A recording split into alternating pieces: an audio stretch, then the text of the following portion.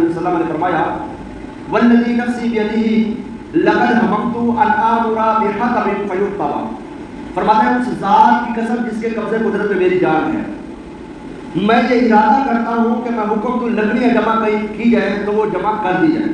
پھر فرماتے ہیں سیدنا علیہ صلی اللہ تعالیٰ علیہ وسلم ثم امر بالصلاۃ فیؤذن لها، پھر میں نماز کا حکم دوں تو اس کے لیے اذان کہی جائے، ثم امر رجلا فیؤم الناس، پھر میں کسی شخص کو حکم دوں کہ وہ لوگوں کی امامت کرائے۔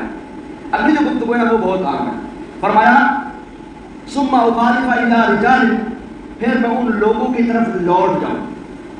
ایک اور روایت میں فرمایا، پچھلی گفتگو پوری ہے، اگلی روایت میں مزید فرمایا لا یشہدون الصلاۃ، ان لوگوں کی طرف جاؤں جو جماعت میں حاضر نہیں ہوتے، کیا کروں؟ فاحرق علیہم بیوتہم، تو میں ان کو ان کے گھروں میں جلا دوں۔ ہمارے ہاں